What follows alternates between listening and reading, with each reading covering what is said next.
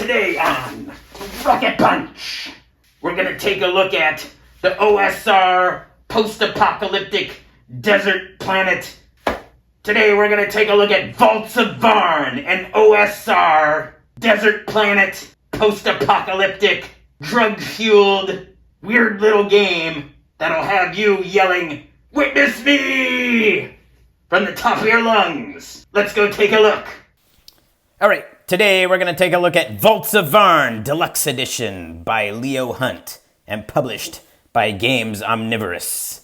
All right, this is a cool little hardcover book, OSR type of game. It's got a nice little book ribbon here, blue. The whole theme of this game is blue. The strange kind of desert planet in this book has a blue sand, so it's pretty interesting. I like all the art. Is this just blue toned art throughout. So you got some acknowledgments here. So basically this is heavily influenced by Into the Odd, Troika, The White Hack, and a couple other influences that he's got listed over here. So right away he's got Welcome to Varrn. So Varrn is this Dune-like post-apocalyptic sky blue desert sand planet that has a lot of strange creatures and stranger artifacts littered throughout that you're going to be kind of hunting for or trying to survive in the wastelands. It's a really simple system. You got your standard basic rules, which are you have like your strength, dexterity, con, intellect, psyche, which is used for perception and intuition, and ego for saves requiring willpower. There's these saves. So anytime you're going to attempt something, typically you're going to roll, you have to roll over 15 to succeed in it. So you'll actually have stats, and I'll go into that in a minute, how stats and saves work. And then you have some item slots, and you're going to have these mystic gifts that are basically like one kind of magical power. And then you have exotica, which you're going to be looking for, and you start the game with one type of exotica, which is on a roll table in here. The other things that you're going to have to pay attention to are water and then bartering. So there's really no gold. You're going to be bartering for these artifacts that you find in the desert. And combat is really straightforward and simple. My favorite kind of initiative, you just roll a d6. Whoever's higher goes first. And you can take a move and take one combat action.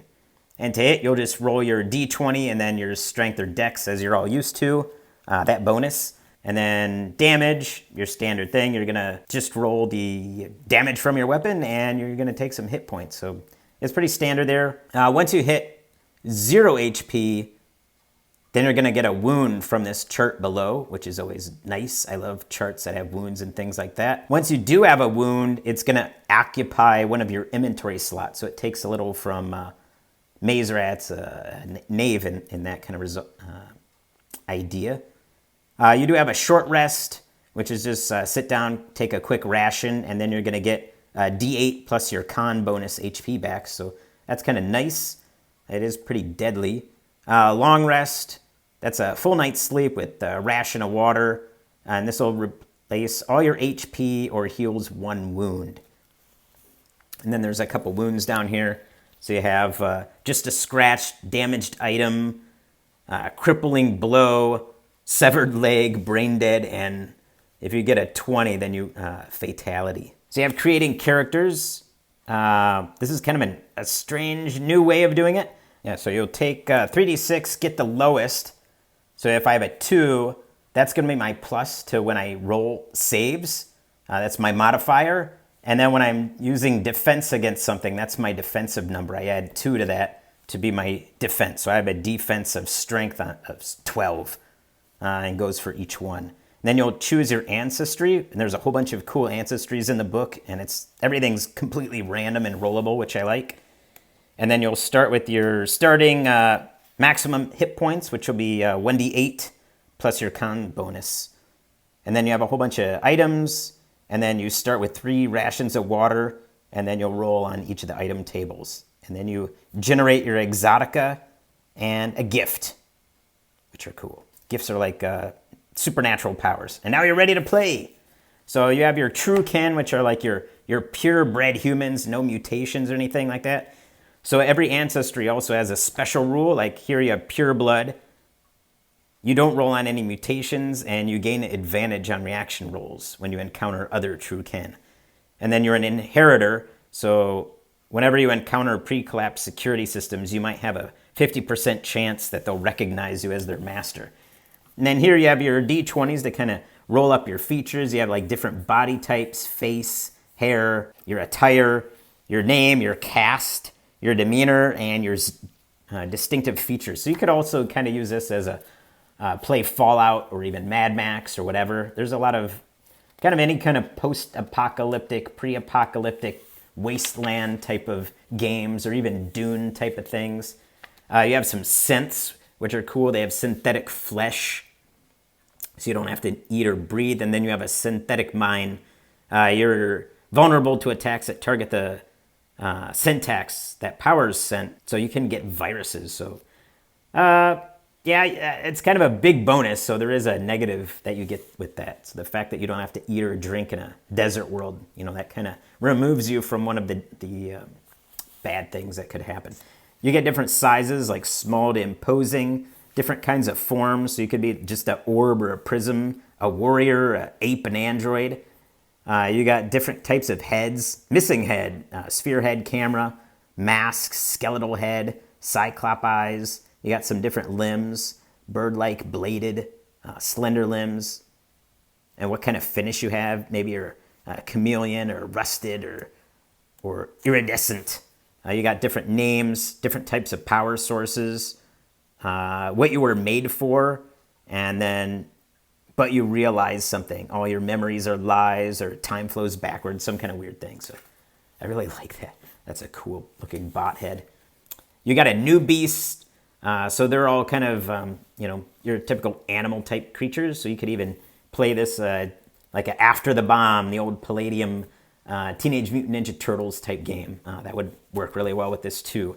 So you got Beasthood. You gain advantage on saves where it would make some kind of sense where your animal nature might come into play. And then you just have a whole bunch of animal types. Mice, jackals, frogs, hawks, scorpions, spiders, mongoose, orangutans, your name, your hue, your masks. So they all have like you can kind of see here, like all these new beasts, they wear like human face masks on top of their face, which I think is kind of funny. And then they have different oddities like squeaky voice box. You have a regular animal as a pet, human child as a pet, gold teeth. The micromorph, which I think is really cool. You have twice born. So all the micromorphs are basically, molds and mushrooms that have taken over dead creatures. So if you make an intelligence save, you can recall information your original body had. So I think that's really fun and kind of add to a lot of interesting adventures and just story beats. You're a deridivore, so you can consume any kind of organic matter. So you have different body types. You got childlike, modest, large, wizened, hulking. Different types of heads. An eye gardened. That's cool. Veil-like, coral-like, filaments. What your color is, your textures. Velvety, soft tree bark. Different kind of cool names. You got different demeanors. Other qualities, like you have poisonous spores. Most of it's spores. Psychedelic flesh. You can feed it to your buddies, I guess. What corpse were you born from? A soldier, a gladiator, an orphan, a king, a beggar, a courtesan? That's pretty cool. The Kakogen. So you could kind of also do some Fallout here. So you could kind of do like super mutants or other types of mutants, or even Mutant Year Zero kind of stuff. You get to roll on a lot of cool mutant powers. You have corrupted blood. So you must roll mutations during character creation. That's the biggest thing. But there are a lot of cool things in here. Different body, face, hair, attire, names and demeanors and misfortune, and your ancestry. So then here is your huge D100 table of mutations. There's really cool tentacle arms, goat legs, your headless, heat vision, bone crest, compound eyes, armor, detachable limb. That's all fun. And that's kind of it for that. And there's also some zines that I think have some other stuff too. So you got some mystic gifts. So that's kind of like almost like magic in this game. So the power source and what your gift is, like telekinesis or augury, inhuman speed. So everybody gets one of those, and then you get to roll more on the gift quality. So it's kind of like freeform magic, like Knave or Maze Rats, which I always love. You can start with cybernetics, some exotica. So this is what you start with one, and this is what you're going to be looking for out in the world. So a lot of crazy things. Black Heart, Idols, Vial of Ice 9. Then you get to your equipment. You're going to roll D20 and determine your armor. You're going to roll on the aspect of that. And then gear table, you roll one from A and one from B. And then here's your armor type here. And then you're on to the referee rules. So it has some reactions. It gives you a little bit of rules on how attacks work, how armor works, how you fight the creatures. So each creature just has like a level. So you can see like bandit level 1. So for each level, you're going to calculate the HP based on that. So you just multiply the level by 4. So bandit has 4 HP. And then the armor, so you just have to beat the armor. So only got to roll a 13. And then down here it tells you what kind of attacks they have. So some kind of shoddy D6 weapon. And then the morale, which is right here. So he's got a 5. And then it tells you the adversary type. So you can get a biological, synthetic, psychic, fungal, mineral, hypergeometric. That's always cool. Outsiders. And then just some principles of running the game. And then, like I just showed, a lot of just insane, awesome, just crazy monsters and stuff. I love these kind of things. I love all this. This just like blue. Oh, that thing's cool. Just nomads. Azure Scorpion level 3. So he's got like 12 HP essentially. Armor 15. 7 morale. And then the group size, so how many are appearing. It's pretty easy to run these. Got some guards. Hey, I know that. I know a dude like that. Hive Man. That's freaky. Hollow Maiden. Leopard Worm. Lizard Lion. So you could play Dune. Stumble Drone. And then here, you just, this is like just tons of encounters. So that's a big thing in here.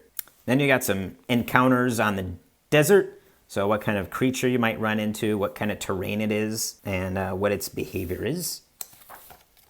And then your exotica that you're going to be looking out for as you explore the area. And then it has a nice travel procedure. You got some cool little transports, so you can play some Mad Max. That's really cool. I really love that little dune buggy right there. That's pretty cool. Camel with a laser gun attachment. And your dirigible goes over the weather, so you kind of start here, and then you roll a d6 wherever you kind of start. And then it's, yeah, right here you got like 1, 2, 3, 4, 5, 6. So you'll kind of go, if I rolled a 5, then I'm going to be right here, and then that's just still weather. And then the next time I roll a d6, and then I go that way, So it's an interesting little chart here. And then it kind of has different effects that the weather is. How to create some cool NPCs. Just a whole bunch of different types of things like that. What you find in the sand, that's always really cool. Chrome earrings, plastic bottle, tinderbox. Different types of gods that could be here, what kind of aspect they are, what the iconography, I know how to read, domain, sacred color, honored through flagellation. Ooh. Then you have like different types of books, drugs of Varrn. Yes, this is definitely drug-induced for sure, this game. Different regions, so you roll on a whole bunch of cool regions, and it's kind of like a nice hex crawl, point crawl, or something like that. And then you'll roll on these, the landscape and location type, and then it takes you to each of these. So if you roll on anomaly or archive, then it goes into each of those areas that you could go into, and then more detail about what it could be. So yeah, you can just totally run this no prep at all. Just little, maybe pre-fall little area there. You run into different types of bandits. And you run into a ribbon. different bounty hunters and what they're kind of doing, what they're hunting. A Cacklemaw, which is like your basic kind of enemy in here, that they're just out on these jackals up on the desert. The Nomads, Grave, Hegemony Camp. So that's like your big bad almost, like this modern kind of like Gestapo state or something like that. Holy Place, Layers, different landmarks from the before times, some different oasis types, ruins, science mystic abode. So yeah, you could totally do Thundar the Barbarian as well with this. I think there's a lot of cool types of games you could play with this. Settlements, trading post, some kind of wreck out on the land over there. And then different types of vaults. So once you find a vault, kind of has different entrances, tunnels, functions, different features.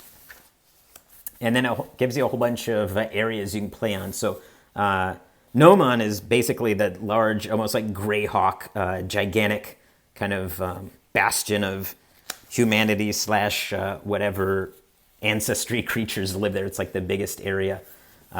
Talks about water debt and basically how you go through that. The different districts there, which are really cool. You got like the bourgeoisie up on this ramp thing here. Different factions. And then they could either be an ally or a villain to you and your group. Depends on how you're playing. So that's kind of cool. They could be either or, which I like. Yeah, it's really cool. That's cool. Kind of reminds me of, what do you call that? Doom Patrol. What was the name of that? Tell me below. I don't remember the Dr. 2D or whatever his name was. In Doom Patrol, you know what I'm talking about. Friends of Jack. Jack's this crazy, insane Cacklemaw, I believe. How to do faction conflicts, other types of factions that can be found there. Different noble houses, trading cartels, urban shrines and things like that. The Philosophers Guild, like what are they doing? What are they studying? There's just so many freaking charts in here. It's very knavish in the amount of charts and things you can roll. Except these are a bit more, well, I guess not. You could run these with kind of any post-apocalyptic, strange space planet, Dune, Arrakis style crazy adventures, John Carter of Mars kind of things. Gangs of criminals, taverns, what's going on there, what services, some changes going on. And here's like an example kind of ruin or dungeon that you could kind of go into. There's a couple other areas in Varrn that you could kind of run into, and he gives you some things here, some examples just rolling on the charts, some hooks and things like that. Interior of one of the places, some Vault Exotica, and some different encounters, and then some titans, like gigantic robots or giants that are kind of, their ruins or husks of bodies are scattered throughout the desert. And then a little thing on different tongues, speeches in Vaults of Varrn. So yeah, there's Vaults of Varrn for you. It's a really cool book. You can pick it up on Games Omnivorous. I think there's a PDF on RPG and a couple others. I'll throw the link down below. But yeah, check it out. It's a cool little strange OSR kind of game. I think if you like that, you like old school essentials, you like Knave or Maze Rats, Into the Odd, this is totally a game you're gonna love. It's got a little bit of that sci-fi bent, and you can really adopt a lot of IPs to this game. I think it'd be really easy to run a whole bunch of cool things, and as a GM, everything's just so random, so you don't have to spend a lot of time prepping. Roll some tables, you're ready in 10 minutes for the tables. So yeah, check it out. Until we meet again, Rocket Punch!